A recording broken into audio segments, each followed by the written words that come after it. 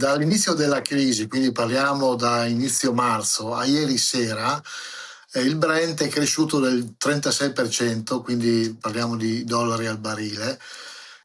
La benzina è cresciuta del circa più o meno la stessa quantità in percentuale, il 36%, dollaro al gallone. Il gasolio ha avuto invece uno stacco fortissimo, con un più 70,11% dollari a tonnellata. Il taglio delle accise deciso dal governo con il decreto del 23 marzo ha di fatto già visto il proprio effetto vanificato dal continuo rialzo del prezzo del petrolio. In Friuli Venezia Giulia è caccia al rifornimento conveniente che ha portato in alcuni casi alla chiusura delle stazioni di servizio con verde e gasolio andati a ruba in poche ore. Tornando al decreto, introduce uno sconto di 25 centesimi al litro IVA inclusa, valido per 20 giorni.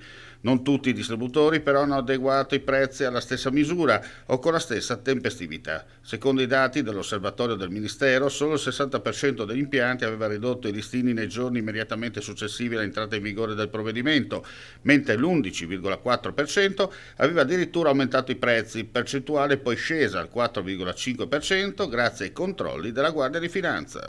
Il trend ha di fatto mangiato quasi tutto lo sconto sul gasolio, lo sconto di accisa che il governo aveva inserito, diciamo, per combattere questa spinta inflazionistica, e ha, come dire, rosicchiato una buona parte di quello della benzina. Cosa significa? Significa che nel giro di qualche giorno, se il trend dovesse continuare, anche sulla benzina andrebbe a coprire completamente lo sconto che il governo aveva praticato, che fra l'altro termina subito dopo Pasqua, di fatto finisce prima. Qui c'è anche questo ulteriore disagio che si è venuto a creare, perché ovviamente le scorte che ogni impianto gestisce le fa su una media giornaliera che in questi giorni, gioco forza, è stata variata appunto dalla corsa ai rifornimenti.